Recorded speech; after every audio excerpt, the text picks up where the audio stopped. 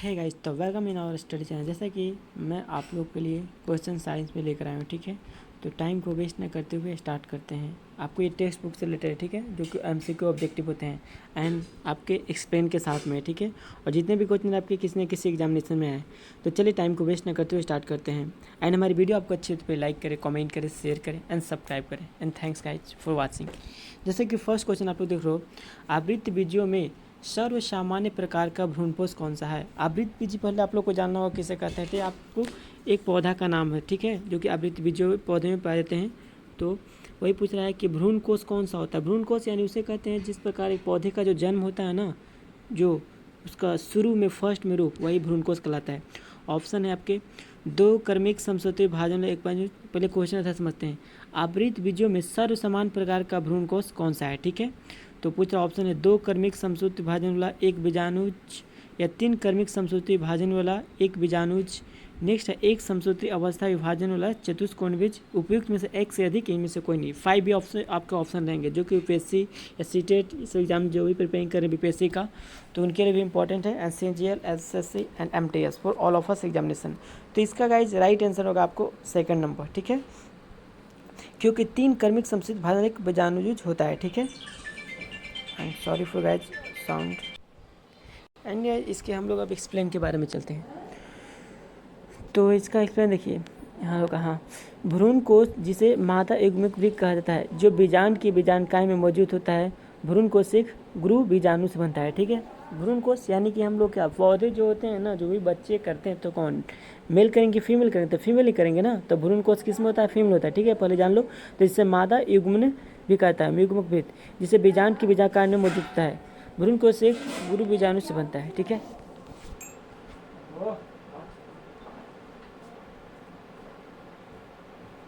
चलिए अब second number question में चलते हैं। अच्छा, यहाँ व्याख्या भी किया है, सभी के बारे में जानते हैं। पहले एक बीजाणुज किसे कहते हैं, ठीक है। अधिकांश फूल वाले पौधों में केवल एक बीजाणु सक्रिय होता है, जबकि अन्य तीन अप्रसारित हो जाते हैं। भ्रूणकोष एक कार्यात्मक गुरु बीजाणु से विकसित होता है, इसलिए इस प्रकार के विकास को एक बीजाणु विकास कहा जाता है, ठीक है। याद रखें इसको हम लोग। यानी कि जो भी जितने भी पौधे हैं एक क्रिया के द्वारा विकसित होते हैं, तो उसे हम एक बीजाणुज, ठीक है। जो दो क्रिया के द्वारा विकसित हो उसे दो, और तीन क्रिया के द्वारा तो तीन बीजाणु। बस इसी को पहचान हम लोग को। यहाँ भी है, देखे थे। गुरु बीजाणु केंद्रक दो केंद्रीय बनाने के लिए समसूत्री विभाजित है। एक केंद्रिक विपरीत ध्रुवों में गति करते हैं, दो केंद्रक भ्रूणकोष बनाते हैं, ठीक है। चलिए बहुत एक्सप्लेन आगे मिलेंगे। ये देखिए आपके एग्जाम्पल है, क्या है, बीजाणु भ्रूणकोष। देखिए ऐसे होता है। एंटोडैस यहाँ से आपका स्टार्टअप होता है, फिर फॉर्म है, फिर साइनिस्ट है, फिर पोलिन्यूक्लियर, फिर सेंट्रल एग, फिर एग है। एग मतलब क्या, अंडाणु से बोलते हैं।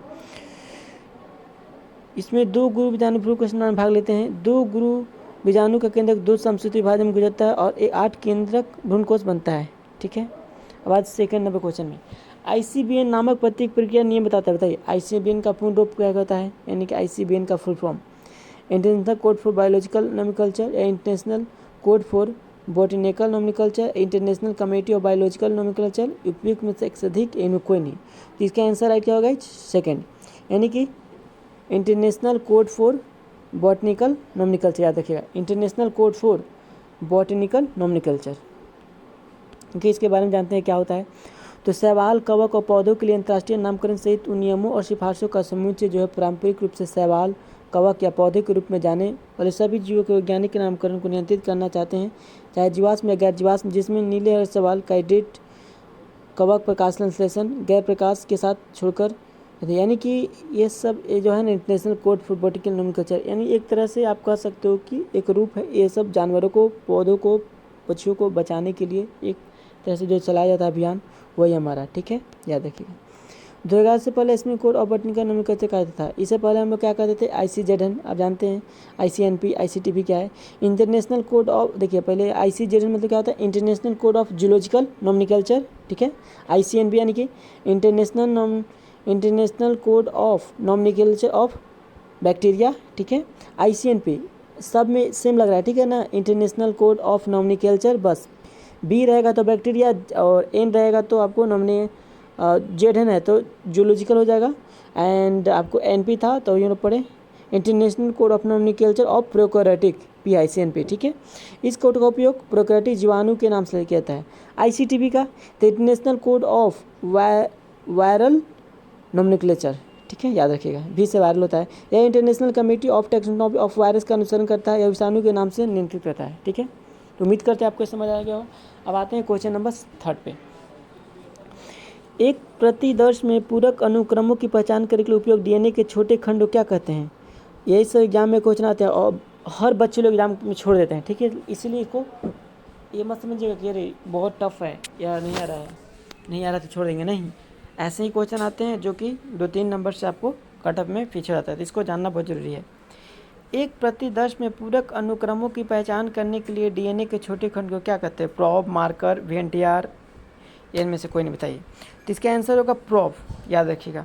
डीएनए के छोटे खंडों को पूरक अनुक्रमों की पहचान करने के लिए उपयोग किए गए डीएनए के छोटे खंडों को प्रोब कहते हैं, ठीक है, याद रखिएगा प्रोब। चलिए अब यहाँ पे आते हैं। बहुत एक्सप्लेन गलत सही बहुत टाइम लगेगा। अब क्वेश्चन नंबर 4 में, बड़े पौधे एवं वृक्षों को कठोर तने में उत्पन्न गैसीय के अपशिष्ट उत्पादों को संयंत्र द्वारा किस प्रकार हटाया जाता है? वातरण के माध्यम से, प्रासरण के माध्यम से, वाष्पीकरण के माध्यम से, उपयोग में से इनमें से कोई नहीं। तो इसका आंसर होगा वातरण के माध्यम से, ठीक है। अब आते हैं इसका, यह एक छिद्रपूर्ण उत्तक है जो लकड़ी के तने के छाल टाइप से फूल वाले पौधों के जड़ों से बना होता है, ठीक है, याद रखिएगा। अब नेक्स्ट क्वेश्चन में आते हैं। परागनलिका डैश भ्रूण को प्रवेश करती है। परागनलिका बताइए किसमें भ्रूण को प्रवेश करती है? तो सीधे अंडे में जाकर सहायक कोशिका में एक माध्यम से, सहायक कोशिका और केंद्रीय कोशिका के बीच में से अधिक कोई नहीं। इसका आंसर होगा 2, यानी कि सहायक कोशिका में से एक के माध्यम से। यानी परागनलिका जो है ना भ्रूण कोश में कैसे प्रवेश करती है? तो सहायक कोशिका के माध्यम से, याद रखना सहायक कोशिका। यहाँ देखिए 3rd में सहायक कोशिका केंद्रीय कोशिका है, तो इसमें डबल है, इसमें ध्यान रखना है। सहायक कोशिका यानी कि जो हेल्प करके उसको अंदर जान देगा। अब आते हैं राइबोसोम के बारे में। राइबोसोम किसके लिए कार्यस्थल बताए? प्रोटीन संश्लेषण, प्रकाश संश्लेषण, वसा श्वसन या श्वसन। ये तो बहुत आसान है, सब लोग बता सकते हैं। तो राइबोसोम जहाँ भी नाम आएगा प्रोटीन, यानी कि प्रोटीन का संश्लेषण के लिए, ठीक है। चलिए इसके बारे में कोई जानते हैं। राइबोसोम जो कोशिका द्रव्य में उपस्थित झिल्लीदार दानेदार संरचना पाई जाती है, ठीक है, जो पहली बार इलेक्ट्रॉन माइक्रोस्कोप के तहत 1953 में जॉर्ज प्लाडे द्वारा सघन कणों के रूप में देखा गया था। पूछ सकता है कि क्या बोलते हैं राइबोसोम का आविष्कार किसने किया और कब किया? तो 1953 में प्लाडे, याद रखिए जॉर्ज प्लाडे याद हमेशा रखें, ठीक है। इसका काम क्या होता है? तो प्रोटीन संश्लेषण करने के लिए कार्यस्थल है, इसलिए इसे हम लोग प्रोटीन का कारखाना भी कहते हैं, याद रखिएगा प्रोटीन का कारखाना, ठीक है। राइबोसोम कितने 2 प्रकार के होते हैं, एक यूकैरियोटिक एक प्रोकैरियोटिक। इससे भी बहुत क्वेश्चन पूछते हैं, ठीक है ना, दोनों में डिफरेंस पूछ देंगे। तो यूकैरियोटिक कोशिका की कोशिका द्रव्य में पाता है, कोशिका की कोशिका द्रव्य में, जबकि प्रोकैरियोट ये आपको कोशिका द्रव्य में होते हैं और साथ ही यूकैरियोटिक कोशिका की कोशिका झिल्ली से जुड़े होते हैं, ठीक है। हाँ ये पूछ जाएगा यूकैरियोटिक राइबोसोम कितने 80 होते हैं, इसमें 70 याद रखिएगा। राइबोसोम में 80 राइबोस 60 और 40 उपकप से बने होते हैं और 70 इसमें यानी 50 और 30 उप एकक से बने होते हैं, याद रखिएगा। और यहाँ 60% आरएनए होता है, 40% प्रोटीन होता है। राइबोसोम का इतना क्योंकि आरएनए का फुल फॉर्म पूछेगा तो राइबो न्यूक्लिक एसिड, याद रखिएगा। और डीएनए का क्या होता है? डिऑक्सो राइबो न्यूक्लिक एसिड, याद रखिएगा। अब प्रकाश संश्लेषण के बारे में आता है, क्या है जानिए। वह प्रक्रिया जिसके द्वारा हरे पौधे कुछ अन्य जीव सूर्य के प्रकाश को उपयोग कर कार्बन डाइऑक्साइड और जल से पोषक तत्व से संश्लेषित करने के लिए, इस प्रक्रिया में क्लोरोफिल, कार्बन डाइऑक्साइड, जल, सूर्य के प्रकाश करते हैं, ऑक्सीजन छोड़ते हैं और कोशिका द्रव्य में वसा का संश्लेषण। यानी कि मैं बता दूं कि प्रकाश संश्लेषण क्या है।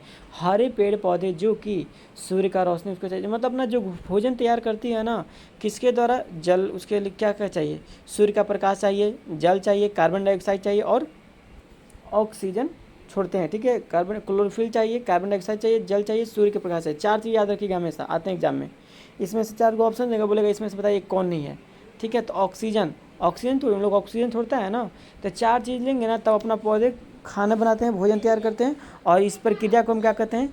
तो प्रकाश संश्लेषण कहते हैं। उम्मीद करते हैं आपको समझ आया होगा। चलिए next question. And sorry for guys for disturbance आवाज़। प्रकाश तरंग किस प्रकार की तरंग होती है? अनुप्रस्थ, अनुदैर्ध्य की दोनों? कोई नहीं। तो बता रहा हूँ मैं आपको, प्रकाश जब भी होगा ना गाइज तो हमारा हमेशा अनुप्रस्थ होगा, ठीक है। और यदि ध्वनि के बोलेगा तो अनुदैर्ध्य तरंग। देखिए इसका ट्रिक क्या होता है, इसका ट्रिक ये होता है ना गाइज कि प्रकाश अनुदैर्ध्य जो है ना, देखिए साउंड यानी कि ध्वनि में क्या आता है? ध आ रहा है ना, अनुदैर्ध्य है। तो वही ट्रिक हमेशा याद रखना है कि ध्वनि में जब भी पूछेगा तो ध लगा देंगे, तो इसका आंसर होगा। और प्रकाश का पूछेगा तो अनुप्रस्थ, एगो पूछा। चलिए आगे पढ़ते हैं। तरंग मान से पूछा किसे कहते हैं, तो वह विक्षोभ जो ऊर्जा को एक स्थान से दूसरे स्थान पर स्थानांतरित करता है तरंग कहलाता है। यानी जो हम बोल रहे हैं कि हमारी आवाज़ हवा के माध्यम से किसी और के पास जा रही है, उसका रिप्लाई आ रहा है, तो जो चल रही है ना एक तरंग के माध्यम से चलती है, जैसे हवा का तरंग, ठीक है, वस्तु का तरंग, हर चीज़ का तरंग होता है, ठीक है, समझ गए तरंग। ये भी दो प्रकार के, एक अनुप्रस्थ एक अनुदैर्घ्य। जैसे कि सामान के लिए हो गया तो प्रकाश हो गया, प्रकाश के लिए एक तरंग होता है। और ये आपका फिर क्या थे, अनुदैर्घ्य, यानी कि कोई भी चीज़ आपको सुनना है तो उसमें अनुदैर्घ्य है, और देखना है तो अनुप्रस्थ। अब जानते हैं अनुप्रस्थ तरंग क्या है, वह तरंग जिसमें कणों की गति ऊर्जा की गति के लिए समपूर्ण होती है, अनुप्रस्थ तरंग कहलाती है। और प्रकाश अनुप्रस्थ तरंग के उदाहरण है, ठीक है, यानी कि प्रकाश। अब अनुदैर्घ्य तरंग, वह तरंग जिसमें कणों की गति की ऊर्जा के समानांतर गति के समांतर होती है उसे अनुदैर्घ्य तरंग कहते हैं। जैसे कि ध्वनि का तरंग, याद रखिए दोनों में डिफरेंस मेन क्या है, इसमें देखिए गति के लिए समकोण पर होती है या, और ये क्या होती है, समांतर, याद रखना है। अनुप्रस्थ समकोण यानी कि राइट एंगल रहेगा 90 डिग्री पर, समकोण रहेगा तो अनुप्रस्थ तरंग, और समानांतर रहेगा तो अनुदैर्घ्य तरंग। प्रकाश तरंग क्या है, एक तरह का अनुप्रस्थ तरंग है, क्योंकि इसमें घटक इसके संचरण की दिशा के लंबवत कंपन करते हैं। अब नेक्स्ट क्वेश्चन है, पादप सूर्य के प्रकाश से प्राप्त ऊर्जा कार्बोहाइड्रेट के रूप में संग्रहित भोजन प्रयुक्त करते हैं। दूसरा, पादप में पर्णहरित होता है, इसमें बताना कौन सही है। पादप कोशिका में कोशिका भित्ति नहीं होती है, या पादप सूर्य के प्रकाश से प्राप्त ऊर्जा कार्बोहाइड्रेट के रूप में भोजन प्रयुक्त करते हैं। तो ऑप्शन नंबर 1 2 केवल 1 सही, केवल 1 और 2, केवल 1 और 3 की सभी सही है। तो इसका आंसर है केवल 2, यानी कि 1 और 2 सही है, याद रखिएगा। क्योंकि थर्ड जो है रॉन्ग कौन है, पादप कोशिका में कोशिका भित्ति नहीं होती है, ये तो गलत है ना, तो सही थोड़ी हो जाएगा। पादप यानी कि जो भी पौधे होते हैं उसे पादप बोलते हैं, और कभी हरा होता है ना पेड़ पौधे, पर्णहरित।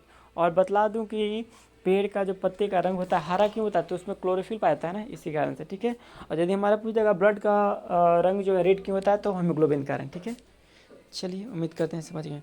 अब देखिए यही चीज़ सेम है, पत्तियों में एक हरा वर्णक होता है जिसे क्लोरोफिल कहते हैं, या पत्तियों के सूर्य के प्रकाश की ऊर्जा को पकड़ने में मदद करता है। और बता दूँ कि पत्तियों को हम लोग क्या बोलते हैं, आपको बता दूं कि पौधों का किचन बोलते हैं, इसे हम बोलते हैं रसोई घर, याद रखिए पत्ती को। इस ऊर्जा का उपयोग कार्बन डाइऑक्साइड और पानी से भोजन को संश्लेषित करने के लिए कहता है। क्योंकि भोजन का संश्लेषण सूर्य के प्रकाश की उपस्थिति में होता है, इसलिए इसे प्रकाश संश्लेषण कहते हैं। जैसे इसमें क्या चाहिए, सनलाइट चाहिए, कार्बन डाइऑक्साइड चाहिए, प्लस वाटर चाहिए, प्लस कार्बोहाइड्रेट, प्लस ऑक्सीजन निकलते हैं, कार्बोहाइड्रेट और ऑक्सीजन निकलते हैं, ठीक है। कुछ पौधे हरे शैवाल और साइनोबैक्टीरिया प्रकाश संश्लेषण कर सकते हैं। प्रकाश की प्रक्रिया को समझते ऐसे लिखते हैं, ये भी पूछ देगा आपको, ध्यान से देखिए। लिखा है ना 6CO2 + 6H2O plus Surya Prakash बराबर ग्लूकोज आपको बना और ऑक्सीजन बाहर निकला। तो याद रखना है 6CO2 + 6H2O plus sunlight equal to C6H12O6, ये आपका ग्लूकोज का फॉर्मूला होता है, ठीक है। चलिए आगे जानते हैं, पढ़ते हैं। एक क्वेश्चन, पौधे सूर्य के प्रकाश से प्राप्त को कार्बोहाइड्रेट के रूप में संगीत भोजन प्रयुक्त करते हैं, सही है। पौधे में पनीर रहता है, सही, वही आपका ऑप्शन का आंसर है, सही। कोशिका भित्ति, कोशिका भित्ति के बारे में जानते हैं क्या होता है, जान लीजिए। यह कठोर परत है जो कि कोशिका रस से बना होता है। यह कोशिका की सबसे बाहरी परत होती है, इसके नीचे कोशिका झिल्ली मौजूद होती है। कोशिका की दीवार का प्राथमिक कार्य क्या होता है, कोशिका की संरचना की सहायता और उसमें रक्षा प्रदान करना, ठीक है। अब कोशिका झिल्ली किसे कहते हैं, तो ये सब बहुत इंपॉर्टेंट है, ध्यान से सुनिएगा ना कि स्किप कर देना, ठीक है। यह एक अर्धपारगम्य झिल्ली है जो कोशिका के अंदर और बाहर प्रवेश करने और बाहर निकलने के लिए पदार्थ को विनियमित करने में मदद करते हैं, ठीक है।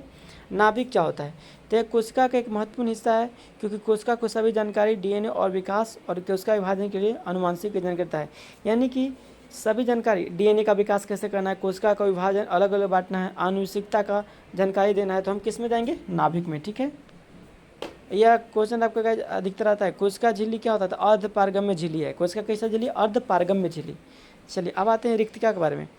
तो पादप कोशिका के अधिकांश भाग को रिक्तिका द्वारा घेर लिया जाता है, यह तानल वक्र से घिरा होता है। रिक्तिका की महत्वपूर्ण भूमिका कोशिका की दीवारों के दबाव को सहायता प्रदान करना होता है, ठीक है। गोल्जिका क्या होता है, ये भी सभी क्वेश्चन पूछते हैं। तो कोशिका में एक परिवहन प्रणाली की तरह का आता है। परिवहन क्या है, जैसे परिवहन हम लोग होते हैं ना, परिवहन यात्रा को बोलते हैं, अपना काम करना, यहाँ से वहाँ जाना, अप डाउन करना। तो क्योंकि विभिन्न अणुओं को कोशिका को विभिन्न भागों में पहुँचाते हैं, ठीक है ना। पूछ सकता है गोल्जिका का बताइए कार्य क्या है, क्या होगा इस, इसका कार्य क्या होता है, ये अलग अलग अणु के कोशिका को विभिन्न भागों में पहुँचाना। अब राइबोसोम के बारे में, राइबोसोम तो आप लोग जस्ट पढ़ें। यह प्रोटीन संश्लेषण के स्थान है जिन्हें कोशिका का प्रोटीन कारखाना भी कहते हैं। सूत्रकणिका, ये जटिल उत्पादन को तोड़ते हैं और ऊर्जा का उत्पादन करके, इसलिए कोशिका का बिजली घर भी कहते हैं। हाँ पूछ सकता है, कोशिका का बिजली घर किसे कहते हैं, तो सूत्रकणिका को याद रखना है। नेक्स्ट क्या है, लैंगिकाय क्या है, तो उन्हें आत्महत्या की थैली के रूप में कहता है। और क्योंकि यह किन्वन को पकड़ते हैं जो पूरी कोशिका पता है। अब देखिए यहाँ पे लैन का है इंग्लिश, तो आप लोग नहीं जानोगे, मैं बता दूँ लाइसोसोम को बोलते हैं, ठीक है ना, जिससे आत्महत्या की थैली भी कहते हैं, आप लोग जानते होंगे। बट लैन वाई आ गया तो कन्फ्यूजन हो गया लोग को, क्योंकि ये किन्वन को पकड़ते हैं और पूरी कोशिका को बचाने में सक्षम होते हैं, ठीक है। उम्मीद करते हैं आपको समझ आ गया होगा। अब नेक्स्ट क्वेश्चन है, गतिमान बस एक यात्री को आगे की ओर धक्का लगाता बस अचानक रुक जाती है, तो इसके किसके द्वारा की जाती है बताइए, कौन सा, न्यूटन का first law, second law, third law या संयुक्त संस्थान। आप लोग को पता होगा फर्स्ट लॉ में पढ़े होगा, तो इसका आंसर होगा फर्स्ट लॉ। पहली बात, न्यूटन के पहले नियम, कभी भी आप लोग बस में यात्रा करते हो ना तो अचानक ब्रेक लगती है ना, तो कोई आदमी पीछे की ओर फिर आगे की ओर हो जाता है ना, तो ऐसा क्यों होता है, न्यूटन के फर्स्ट लॉ को याद रखिएगा नियम। अब जानते हैं न्यूटन के पहला नियम क्या होता है, यदि एक पिंड विराम अवस्था एक सीधी रेखा में एक स्थिर गति से आगे बढ़ रहा है तो विराम अवस्था स्थिर गति एक सीधी रेखा में चलता रहेगा तब तक कोई बाहरी बल द्वारा इस पर काम न किया जाए, ठीक है। चलिए गाइस, आपके लिए इतना ही आज रखते हैं, फिर अब नेक्स्ट वीडियो में क्योंकि शॉर्ट लेकर आऊँगा 10 मिनट का, नहीं तो फिर आप लोग थोड़ा बोर टाइप की फीलिंग कर लोगे, ठीक है। एंड हमारे आपको वीडियो अच्छी तो पे लाइक करें, कमेंट करें, शेयर करें एंड थैंक यू, धन्यवाद।